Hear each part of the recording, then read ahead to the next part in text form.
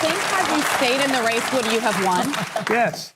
Yeah. I was confident I would beat Trump. Joe Biden's delusional.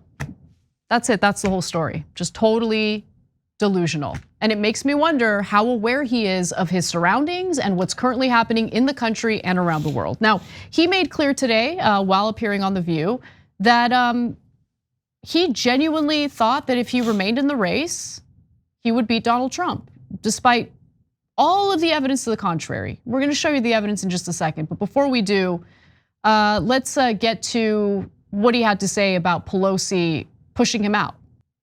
We all agree at this table it's very selfless of you to pass the baton and step aside.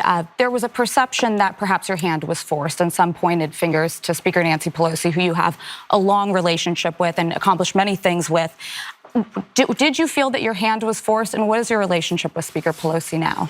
My relationship is fine. Look, I never fully believed the assertions that somehow there was this overwhelming reluctance of my running again. I didn't sense that. And although the polling, as I said, Biden's polling was different, the fact of the matter is my polling was about, we're always within range of beating this guy. Yeah. And, what I did was, I think there were, it makes sense. There were some folks who would like to see me step aside so they have a chance to move on. I get that. That's just human nature. Hey, don't scroll away. Come back. Because before the video continues, we just want to urge you to lend your support to TYT. You power our honest reporting. You do it at tyt.com/team, and we love you for it. You were gonna lose the election. How do you not know that? How are you not accepting that? He was going to lose the election. Okay, let's just get to the evidence, okay? So in less than 4 weeks after the debate, Trump widened his lead, okay, over Biden in 3 Rust Belt states that were crucial to Biden's reelection. So that's what you're looking at right now. By July 21st, Trump was up 4 points in Wisconsin, 5 points in Pennsylvania, and 5 points in Michigan. Okay, Biden also lost support in other swing states where he had already been trailing by 4 to 5 points. So take a look at this. By July 21st, Trump was up 6 points in North Carolina and up 7 in Arizona, Georgia, and Nevada. National polling after the debate also had Trump in the lead. I mean, we covered all of this. Much to the chagrin of some of the audience members who were like, you're being too mean to Biden. Okay, go ahead. Yeah, we're being mean to Biden by telling you what the polls are saying. Like, you either want to live in reality or you want to live in La La Land, okay? Where everything that you want magically happens. The world doesn't work that way.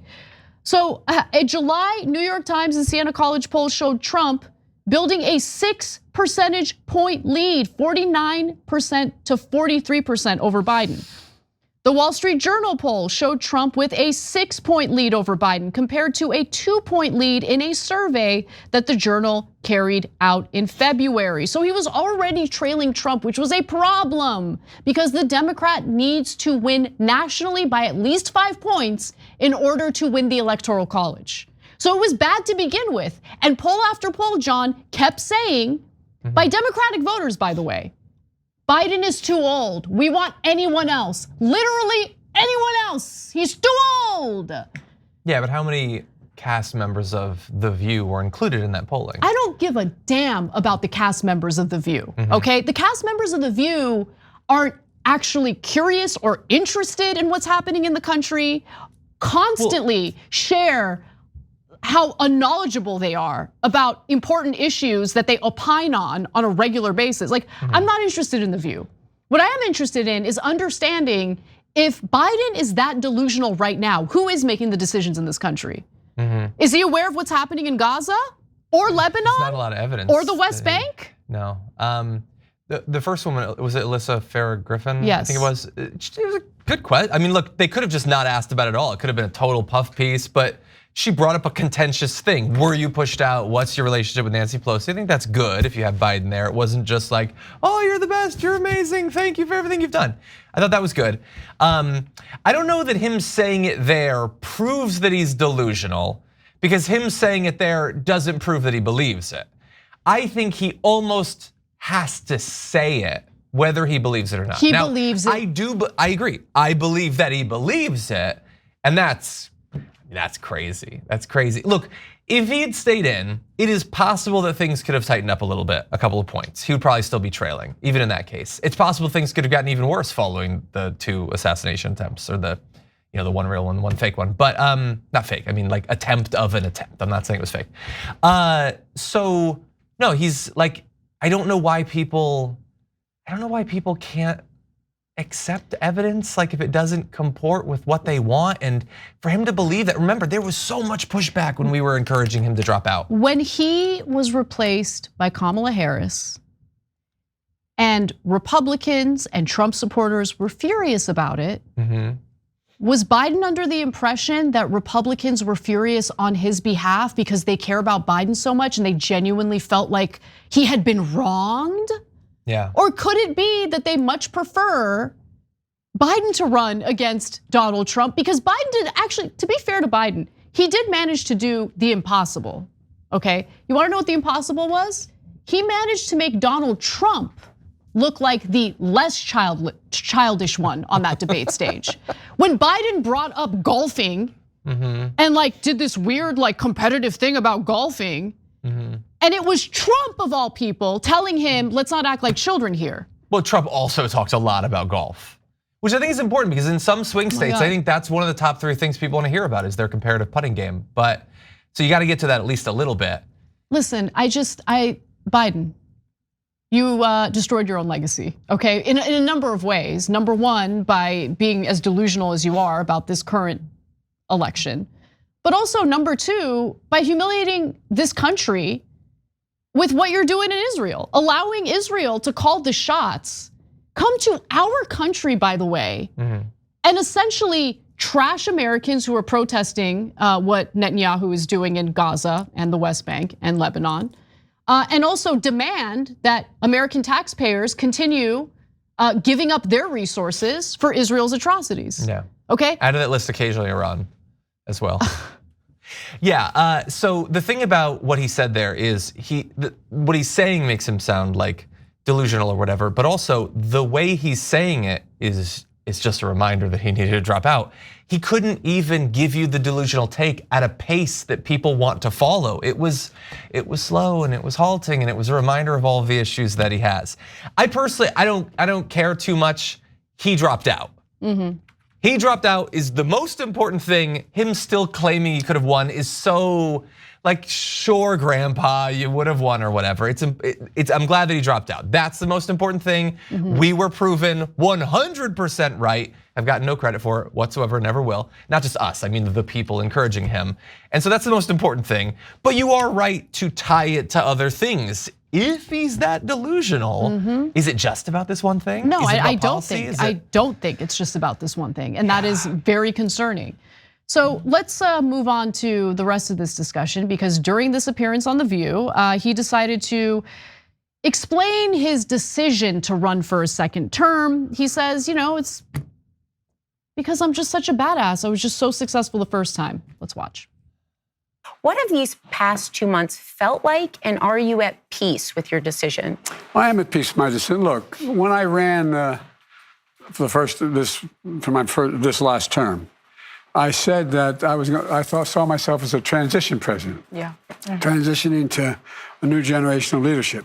Now I know I only look 40, but I'm 180 years old. I've been around forever, and but what happened was, we having so much success in getting things done that people thought we couldn't get done. Right. I found myself having used more time than I would have ordinarily to pass that torch.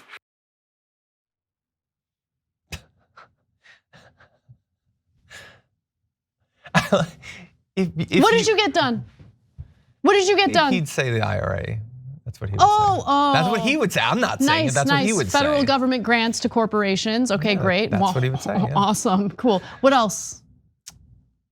Judges, like 200 judges, I guess. That's something. Okay, fine. I'm playing devil's advocate. That's it. I'm not saying like, woo, yeah. I'm not saying that. I'm just saying Biden's legacy is what he has done in the Middle East. Biden's legacy is what he has done in Gaza. Biden's legacy is what he has done in enabling, okay, a government run by Benjamin Netanyahu to carry out death and destruction in the Middle East and potentially drag the United States into a hot war in the Middle East, not just with Hezbollah, not just with Hamas, but with Iran, okay? That is Biden's legacy. Biden's legacy is taking hundreds of billions of dollars in American taxpayer money, funneling it to Ukraine while simultaneously discouraging them in the beginning of the war from engaging in peace negotiations with Russia, which would have probably been better for Ukraine at the end of the day. But hey, the US really wants to weaken Russia's military capabilities. Great way to do that is to drag out the war, right? I'm sorry, but like you've done nothing that has genuinely and substantively improved the lives of Americans. Okay, housing market is still trash. Inflation was basically a big issue throughout his presidency and has just finally started to slow down. High interest rates, another mainstay of his administration. He wants to brag about everything he's gotten done. What have you gotten done, bro? Seriously. Yeah, I mean, look, if he had tried to somehow unilaterally lower the interest rates, we would attack it as that's not what the president's supposed to be doing. Obviously, you're supposed to be influencing things in other ways. And also, I think on the inflation, like he was president for 4 years. He is responsible for it. The weird thing about Trump specifically laying it at his doorstep is, if like the big thing that contributed to inflation is that we pumped all this money in the economy during the pandemic to keep businesses afloat, keep things going and everything, a significant chunk of that was passed under Donald Trump. Yeah, I know. Nobody remembers that. Well, you remember it. Yeah. Nobody talks about the fact that like half of it was Republican spending. So whatever inflation comes from that is baked in before Joe Biden comes in. But anyway, I'm not interested in pleading the case for him anymore. Yeah, when you want a little bit more time to get stuff done, that's fine. But don't pitch it as I need a little bit more time to pass the torch. You're saying you want 4 more years.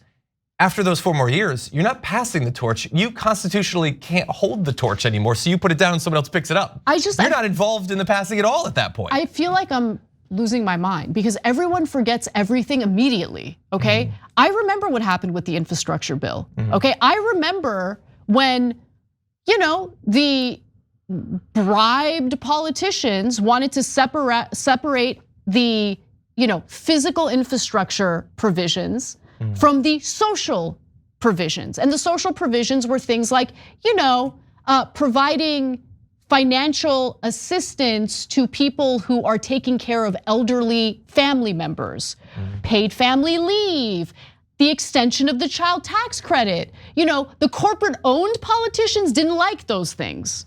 And so they demanded that Biden greenlight the separation of those provisions from the physical infrastructure provisions. Now, why do the corporate owned politicians like the physical infrastructure? Well, because improving physical infrastructure obviously benefits corporations. They need the infrastructure in order to do business. But also, there are corporations that will benefit from government grants that will be funneled to them in order to carry out infrastructure projects, okay? What about the provisions about privatizing public land? Public infrastructure, turning regular roads that we already paid for through our taxes into toll roads that workers will now have to pay for in order to get to and from work. What about those provisions? Wow, Biden, you got a lot done.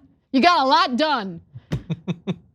I am so sick of looking at these two parties, both of which screw us over again and again and again, but we're supposed to cheerlead for the Democrats because they present themselves as the decent ones, the kind ones, right?